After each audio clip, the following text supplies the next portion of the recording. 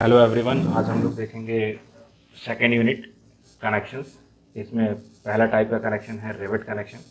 ठीक, रिवेट में हमारे दो पार्ट होते हैं। पहला होता है हेड, दूसरा होता है शैंक। जो बॉटम लॉन्ग पार्ट होता है उसे हम शैंक कहते हैं।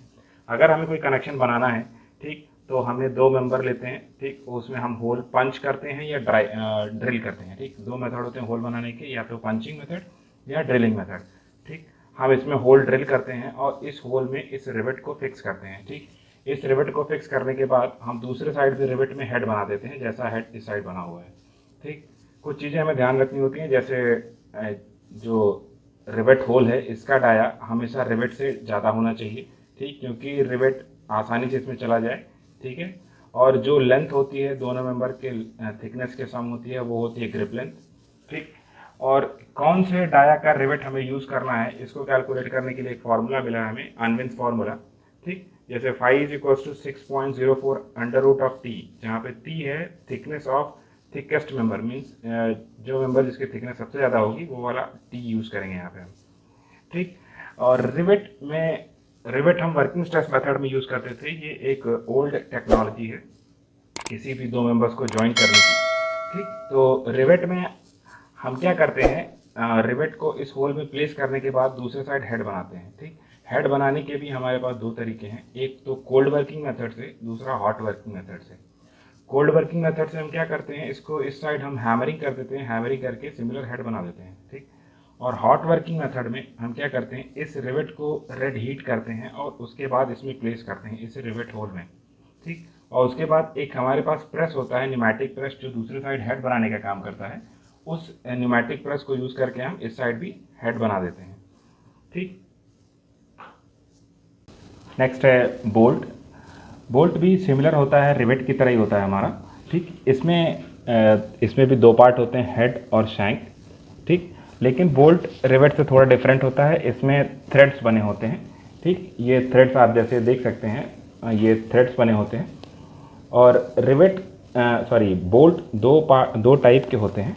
जैसे किसी में थ्रेड पूरे लेंथ में दिया होता है, हेड से लेके पूरे बॉटम तक। ठीक, दूसरा टाइप है जिसमें हाफ लेंथ तक थ्रेड दिया होता है, मींस शैंक कुछ एरिया होता है जो नॉन थ्रेडेड होता है। ठीक, तो सपोज करिए हमारे पास हाफ थ्रेडेड एक बोल्ट है, उसमें हम क्रॉस सेक्शन एरिया ए पे देखते हैं तो हमें कुछ बोल्ट ऐसा दिखाई देगा। ठीक, तो इसे हम कहते हैं, इस एरिया को हम कहते हैं शैंक एरिया, ए एस से रिप्रेजेंट करते हैं। और ये होता है π/4 टाइम्स ऑफ डी स्क्वायर। ठीक, और डी क्या होता है, हमें दिया होगा, सपोज हमें दिया है बोल्ट है M16 बोल्ट है हमारे पास। ठीक, तो जो 16 रिप्रेजेंट करता है, ये रिप्रेजेंट करता है डाया ऑफ बोल्ट। ठीक,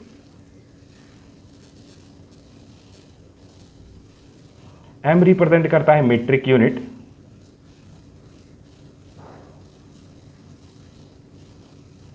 ठीक है, अब हम जब एरिया कैलकुलेट करेंगे शैंक का तो π/4 इंटू डी स्क्वायर ले लेते हैं। ठीक, सिमिलरली अगर हम देखते हैं सेक्शन बी पे, हम सेक्शन बी पे जब देखते हैं तो हमारे पास कुछ एक ऐसा एरिया मिलता है जहाँ पे दो डिप्रेशंस फॉर्म होंगे। ठीक, और उन डिप्रेशंस के बीच के एरिया को अगर हम कैलकुलेट करें इस सेक्शन पे, ये सेक्शन अगर बी है तो इस जो डिप्रेस सेक्शन है इस पे अगर हम एरिया कैलकुलेट करें तो कुछ ऐसा दिखाई देता है हमें बी सेक्शन। ठीक है, और इसका एरिया 78% होता है शैंक एरिया का। ठीक, मीन्स इसमें अगर हम 0.78 से मल्टीप्लाई कर दें शैंक एरिया में तो हमें नेट एरिया ऑफ बोल्ट मिल जाता है एट थ्रेडेड सेक्शन। ठीक है, ये जो फार्मूला है नेट एरिया का, ये फार्मूला हर टाइप के बोल्ट के लिए अप्लाई होता है। कुछ एक्सेप्शनल बोल्ट्स हैं हमारे, वो हम आगे देखेंगे हमारे एक्सेप्शनल बोल्ट्स कौन कौन से हैं जिसमें ये फार्मूला हमारा 0.78 एरिया ऑफ शैंक वाला अप्लाई नहीं होता। ठीक, आइए देखते हैं ग्रेड ऑफ बोल्ट्स क्या होते हैं। बोल्ट के ग्रेड को हम ऐसे रिप्रेजेंट करते हैं, ग्रेड सपोज 4.6 दिया है।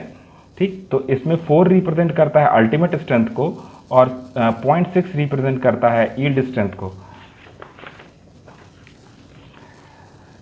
जैसे ग्रेड लिखा है 4.6, तो 4 को हम 100 से अगर मल्टीप्लाई कर दें तो आता है 400।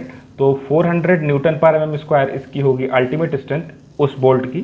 ठीक, और अगर हम 400 जो इसकी अल्टीमेट स्ट्रेंथ है इसमें हम 0.6 से मल्टीप्लाई करते हैं, 0.6 जो हम यहाँ से लेते हैं 4 के बाद जो वैल्यू बचती है उसको हम 400 से मल्टीप्लाई कर देते हैं। ठीक है। तो आता है 240 न्यूटन पर एम स्क्वायर, ये होता है यील्ड स्ट्रेंथ ऑफ बोल्ट। ठीक, मीन्स हम जो डेसिमल के पहले वाली वैल्यू है उसको यूज़ करके हम अल्टीमेट स्ट्रेंथ कैलकुलेट करते हैं, उसको अगर हम 100 से मल्टीप्लाई कर दें तो अल्टीमेट स्ट्रेंथ ऑफ बोल्ट आ जाती है, और decimal along with after that digit अगर हम यूज़ करके उसे अल्टीमेट स्ट्रेंथ में मल्टीप्लाई करते हैं तो हमारी आ जाती है यील्ड स्ट्रेंथ की वैल्यू। सिमिलरली अगर हम देखें नेक्स्ट बोल्ट ग्रेड की, तो 8.8 एक ग्रेड आता है हमारे लिए, ठीक, जिसमें अल्टीमेट स्ट्रेंथ होगी 8 इंटू 100, फर्स्ट 8 इंटू 100, तो 800 न्यूटन पर एम स्क्वायर हो जाएगी इसकी अल्टीमेट स्ट्रेंथ, और इसकी यील्ड स्ट्रेंथ होगी 800 जो अल्टीमेट स्ट्रेंथ है मल्टीप्लाइड बाय 0.8। ठीक, तो ये हो जाती है इसकी यील्ड स्ट्रेंथ ऑफ बोल्ट। ठीक है, आइए देखते हैं इस बोल्टेड कनेक्शंस को हम कई टाइप से क्लासीफाई कर सकते हैं। ठीक है, और क्लासिफिकेशन के कई बेसिस भी हैं हमारे पास, जैसे on the basis of force transmission. ठीक, सपोज करिए पहला क्लासिफिकेशन है on the basis of force transmission, जिसमें है कॉन्सेंट्रिक कनेक्शन। ठीक, कॉन्सेंट्रिक कनेक्शन मीन्स जो लोड है जिसमें उसमें कोई इसेंट्रिसिटी नहीं है, लोड हमेशा लाइन ऑफ एक्शन पे ही अप्लाई हो रहा है। सपोज एक कॉलम है हमारे पास, ठीक, और इस पे लोड एकदम सेंटर पे अप्लाई हो रहा है, तो इसे हम कहते हैं concentric load. Means at surface पे अगर हम देखें तो इस लोड का एक्शन इस कॉलम के सरफेस पे, टॉप सरफेस पे अगर हम देखें तो इस कॉलम का एक्शन कुछ ऐसा होगा, स्ट्रेस डिस्ट्रीब्यूशन हमें कुछ ऐसा दिखाई देगा। ठीक, तो इसे हम कहते हैं कॉन्सेंट्रिक लोड। मीन्स एक सर्किल के बाहर कई सारे सर्किल और स्ट्रेस हमें दिखाई देंगे विथ रिड्यूसिंग मैग्नीट्यूड, उसे हम कॉन्सेंट्रिक स्ट्रेस डिस्ट्रीब्यूशन कहते हैं। तो अगर कोई लोड हमारे सेंट्रॉइड पे अप्लाई हो रहा है तो उसमें कॉन्सेंट्रिक कनेक्शन कहा जाता है। ठीक है, ऐसे मेंबर्स को हम कॉन्सेंट्रिक लोडेड मेंबर्स कहते हैं। ठीक, तो दो मेंबर आते हैं ऐसे हमारे पास, एक्सियली लोडेड टेंशन मेंबर या एक्सियली लोडेड कंप्रेशन मेंबर। ये कॉलम जो हमने दिखाया है आपको, ये एक्सियली लोडेड कंप्रेशन मेंबर है। सिमिलरली अगर फोर्स का नेचर पलट जाता है तो ये टेंशन मेंबर हो जाएगा। ठीक, नेक्स्ट है हमारा इसेंट्रिक कनेक्शन, और अगर किसी मेंबर में कुछ एक इसेंट्रिसिटी पे लोड आ रहा हो, सपोज यही कॉलम है जिस पे लोड यहाँ ना एक्ट करके कुछ इतनी डिस्टेंस पे यहाँ एक्ट कर रहा होता, तो ये डिस्टेंस हो जाती है इसेंट्रिसिटी। ठीक, और इस पी डैश की वजह से एक एडिशनल मोमेंट यहाँ पे जनरेट हो रहा होता इस पॉइंट पे, जिसको लिखते हैं हम पी डैश इंटू ई। जो मोमेंट एडिशनल जनरेट हो रहा होता वो होता है पी डैश इंटू ई। ठीक, तो ऐसे टाइप के कनेक्शंस जो होते हैं वो ब्रैकेट कनेक्शंस होते हैं या मोमेंट रेजिस्टेंट कनेक्शंस होते हैं जो इसेंट्रिक टाइप के होते हैं। ठीक, नेक्स्ट है on the basis of force. ठीक, हम कनेक्शंस को क्लासिफाई करते हैं on the basis of force. जैसे कुछ कनेक्शन है जिसमें शियर फोर्स आते हैं और कुछ कनेक्शन है जिसमें टेंसाइल या कंप्रेसिव फोर्स आते हैं। ठीक, शियर कनेक्शंस होते हैं मींस जिसमें लोड ट्रांसमिशन का मीडियम शियर होता है। और इसमें दो टाइप के जॉइंट्स बनते हैं, पहला है लैप जॉइंट, दूसरा है butt joint. Lap joint means एक मेंबर के ऊपर हमने दूसरा मेंबर प्लेस कर दिया है तो उसे हम लैप जॉइंट कहते हैं। ठीक, इसमें पहला मेंबर ये है और इसका ये दूसरा मेंबर है, इसके ऊपर हमने दूसरा मेंबर प्लेस कर दिया है। ठीक, और इन दोनों मेंबर्स को हमने एक बोल्ट के थ्रू ज्वाइन कर दिया है। ठीक, तो इसमें जो लोड ट्रांसफ़र का मैकेनिज्म है मींस फोर्स, वो यहाँ पे इस दोनों कनेक्शन के बीच में शेयरिंग के थ्रू लोड ट्रांसफ़र होता है। ठीक, तो इसे हम शेयर कनेक्शन कहते हैं, मींस इसमें एक शेयर जनरेट हो रहा होता है। ठीक, नेक्स्ट है बट जॉइंट, मींस जिसमें load transmission line of action of force दोनों का कोइंसाइड करता है, मींस दोनों एक ही लाइन में होते हैं। इसमें क्या होता है, line of action of force दोनों का अलग अलग होता है। ठीक, इसलिए रिजल्टेंट एक शेयर फोर्स जनरेट होता है। इसका line of action of force देखिए यहाँ पे है, इसका यहाँ पे है, तो दोनों में थोड़ा डिफरेंस है। ठीक, बट जॉइंट भी हमारे दो टाइप के होते हैं, एक सिंगल कवर बट जॉइंट, दूसरा है double cover butt joint. Means अगर इसमें हम दोनों मेंबर जो हमने हेड टू हेड कनेक्ट कर रखे हैं, इस मेंबर्स के ऊपर हमने सिर्फ एक कवर प्लेट लगा रखा है ज्वाइन करने के लिए, तो इसे हम सिंगल कवर बट जॉइंट कहते हैं। अगर हमने दो कवर प्लेट लगा रखा है, एक ऊपर और एक नीचे, तो इसे हम डबल कवर बट जॉइंट कहते हैं। ठीक, नेक्स्ट टाइप का कनेक्शन होता है जिसमें टेंसाइल फोर्स आता है बोल्ट्स में। ठीक, इन दोनों कनेक्शंस में लैप जॉइंट और बट जॉइंट में बोल्ट्स के अंदर शियर फोर्स आता है। ठीक, मींस जहाँ पे दो मेंबर्स ज्वाइन कर रहे होते हैं वहाँ पे बोल्ट में एक शियर फोर्स जनरेट हो रहा होता है। जैसे ये बोल्ट यहाँ पे ज्वाइन कर रहा है तो इस बोल्ट में यहाँ पे शियर फोर्स आ रहा होगा। मीन्स बोल्ट का अगर हम एक पार्ट देखें तो एक इस साइड जाने की कोशिश कर रहा होगा और इसका बॉटम वाला पार्ट देखें अगर वो इस साइड मूव करने की कोशिश कर रहा होगा। मीन्स इन बोल्ट में शियर फोर्स आता है। ठीक सिमिलरली बट जॉइंट में भी हम अगर मेंबर के जॉइंट्स को देखें तो ये जॉइंट पे कुछ इस तरह बिहेव कर रहा होगा, इधर एक टेंसाइल फोर्स आ रहा होगा इसमें, और बॉटम मेंबर पे भी इधर की तरफ एक फोर्स आ रहा होगा इसमें। ठीक है, टेंशन कनेक्शन जो होता है, जो हम नॉर्मल हैंगर्स में यूज़ करते हैं, कहीं भी कोई भी ऑब्जेक्ट अगर हैंग करता है along the direction of bolt, suppose load भी इसी डायरेक्शन में लग रहा है और बोल्ट भी हमारा वर्टिकली ही लगा है और लोड भी वर्टिकली लग रहा है, तो ऐसे में टेंशन कनेक्शंस कहते हैं इसे हम। ठीक, ये जनरली हैंगर्स में यूज़ किए जाते हैं। ठीक, नेक्स्ट टाइप का कनेक्शन है थर्ड टाइप का, जिसमें बोल्ट्स के अंदर शियर और टेंसाइल दोनों फोर्सेस आते हैं। सपोज करिए एक ऐसा कनेक्टेड मेंबर है, एक प्लेट है जिसके ऊपर एक एंगल मेंबर रख के कनेक्ट कर रखा है और उस एंगल मेंबर में एक दूसरा मेंबर कनेक्टेड है। ठीक है, तो ये जो फोर्स है T, ये क्या होगा, ये दो पार्ट में रिजॉल्व हो जाएगा। ठीक, एक वर्टिकल कंपोनेंट होगा इसका T वर्टिकल और इसका एक कंपोनेंट होगा T हॉरिजॉन्टल। ठीक, तो जो वर्टिकल कंपोनेंट होगा ये बोल्ट के अंदर एक टेंसाइल फोर्स एक्सर्ट कर रहा होगा, इस बोल्ट के ऊपर एक टेंसाइल फोर्स एक्सर्ट कर रहा होगा। ठीक, हमारा ये जो बोल्ट है, ये दोनों बोल्ट इस पे टेंसाइल फोर्स एक्सर्ट कर रहा होगा और TH जो फोर्स है इस बोल्ट पे एक हॉरिजॉन्टल फोर्स एक्सर्ट कर रहा होगा TH मैग्नीट्यूड का। ठीक, तो इस तरह इस बोल्ट में दोनों फोर्सेस आते हैं, टेंशन और शियर दोनों। ठीक, नेक्स्ट टाइप का क्लासिफिकेशन है हमारा on the basis of force transfer mechanism. ठीक, फोर्स कैसे ट्रांसफ़र करता है ये कोई कनेक्शन, तो उसके दो टाइप हैं, बियरिंग और फ्रिक्शन ग्रिप। ठीक, तो पहला टाइप का कनेक्शन है बियरिंग टाइप कनेक्शन, जो लोड ट्रांसफ़र करते हैं बियरिंग एक्शन के through. Bearing action means reactionary force, reactionary stress जिसे हम कह सकते हैं। सपोज करिए एक मेंबर है जिसको हमने दूसरे मेंबर के ऊपर रख के हमने बोल्ट से कनेक्ट कर रखा है।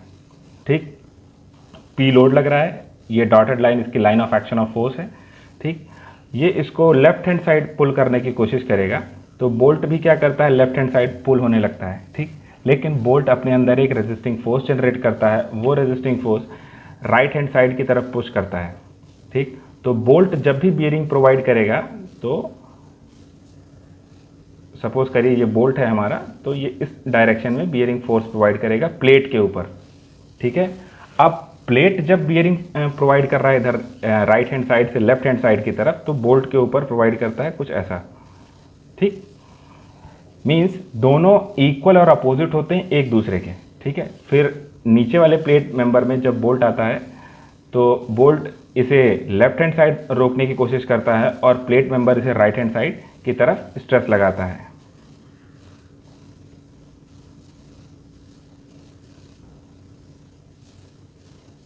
कुछ ऐसा स्ट्रेस डिस्ट्रीब्यूशन होगा जो प्लेट मेंबर, हम अगर इस प्लेट बी की बात करें तो प्लेट बी में कुछ ऐसा स्ट्रेस होगा और प्लेट ए की बात करें तो उसमें कुछ ऐसा स्ट्रेस आ रहा होगा हमारे बोल्ट्स के अंदर। ठीक है, तो ये जो स्ट्रेसेस होते हैं इन्हें हम कहते हैं बियरिंग स्ट्रेस। ठीक है, तो ये होता है एक बियरिंग टाइप का कनेक्शन। नेक्स्ट है हमारा स्लिप टाइप, इसी कनेक्शन को हम स्लिप टाइप कनेक्शन कहते हैं। और नेक्स्ट टाइप है फ्रिक्शन टाइप कनेक्शन, मीन्स जिसमें लोड ट्रांसफ़र का मैकेनिज्म फ्रिक्शन होता है। ठीक, मीन्स फ्रिक्शन के थ्रू लोड ट्रांसफ़र होता है। सपोज करिए एक मेंबर है, उसके ऊपर हमने दूसरा मेंबर रख के कनेक्ट कर रखा है। उसको कनेक्ट करने के लिए हमने एक एक्स्ट्रा मेंबर यूज़ किया जिसे हम वॉशर प्लेट कहते हैं।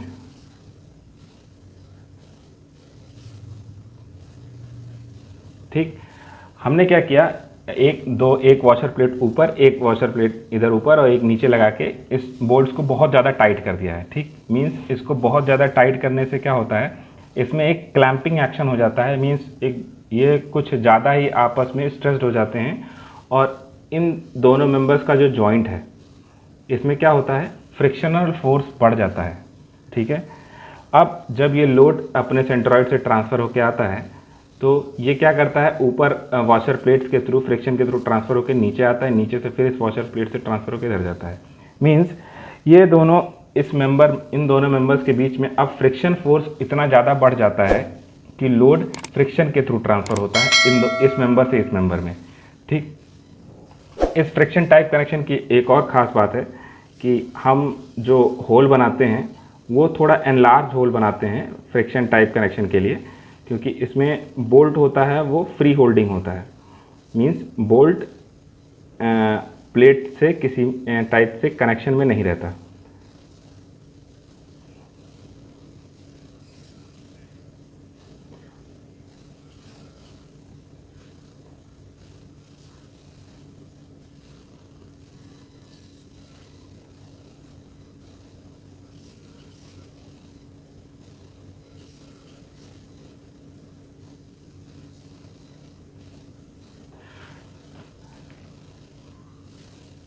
ये हमारे दो मेंबर्स हैं जिसके ऊपर हमने वॉशर प्लेट लगा रखा है, इधर नीचे वॉशर प्लेट लगा रखा है और बोल्ट को ऐसे रख के टाइट कर दिया है। ठीक, और इन दोनों प्लेट और बोल्ट के बीच में इतना गैप रखते हैं हम, ठीक, क्योंकि आसानी से हम उस बोल्ट को वर्टिकल करके टाइट कर सकें। ठीक है, तो इससे क्या होता है, जो लोड ट्रांसफ़र होता है दो मेंबर्स के बीच में वो होता है फ्रिक्शन के थ्रू। ओके, और बाकी देखते हैं नेक्स्ट लेक्चर में। Okay, thank you.